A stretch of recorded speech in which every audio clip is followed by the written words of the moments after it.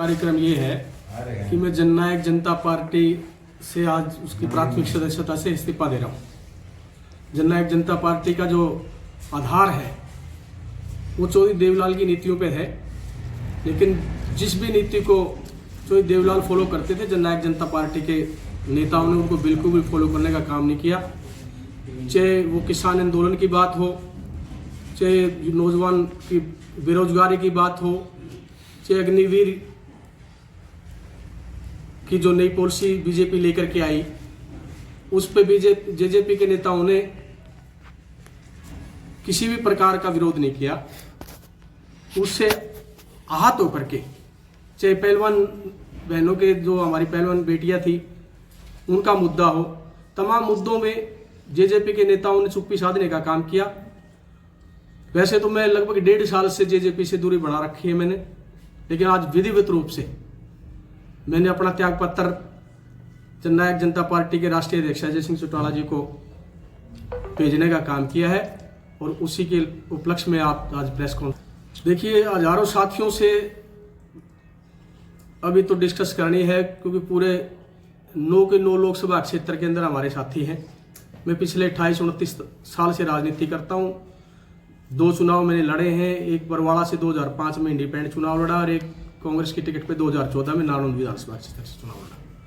आज का जो हमारा आज का प्रोग्राम है, आज तो पार्टी की प्राथमिक सदस्यता से इस्तीफा देना है और अगली जो रणनीति है हमारे सभी साथियों से विचार विमर्श करने के बाद में उस पर आज फैसला लिया जाएगा। अब मैंने जैसे बताया कि अभी कोई भी भूमिका अदा करने से पहले मैं अपने सभी साथियों से इसके बारे में डिस्कस करूंगा, बुलाएंगे।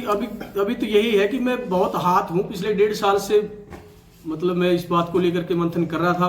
बार बार मैंने उनको इस बात को दोहराया भी। जब यहाँ रैली की थी, दूसरे चौटाला जी जैसे चौटाला आए थे, उस दिन मंच के माध्यम से भी मैंने कहा था नालंदा विधानसभा क्षेत्र एक ऐसा विधानसभा क्षेत्र था जेजेपी पार्टी के लिए कि 90 की 90 विधानसभा क्षेत्रों में से 89 सीटों पे जब जेजेपी हार गई थी तो एकमात्र हल्का ऐसा था नालंदा जिसमें जेजेपी पार्टी को जीत मिली थी पिछले लोकसभा चुनाव में, लेकिन पूर्ण रूप से अनदेखी की है और ये बड़े दुख की बात है। मैंने चुनाव यहाँ पे लड़ा है, लोगों के दुख सुख में रहता हूँ, तो उनकी समस्याओं को ना उठाना, 5100 पेंशन लागू करने की बात थी उसको नहीं किया, तो इन्हीं नीतियों से आहत होकर के मैं आज अपना इस्तीफा दे रहा हूँ। जैसे कि इतने बड़े कद्दावर नेता को राम कुमार गौतम ने हराया तो उनको मंत्री पद देना चाहिए था।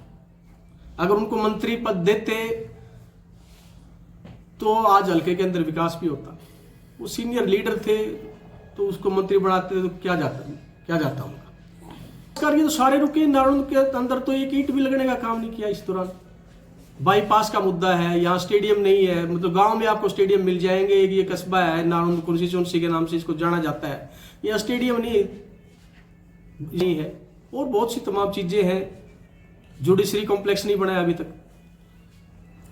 देखो, जेजेपी पार्टी के राष्ट्रीय अध्यक्ष ने तो माननीय अजय सिंह चौटाला ने जो जेजेपी जो किसान आंदोलन है उसको बीमारी बताने का काम किया था।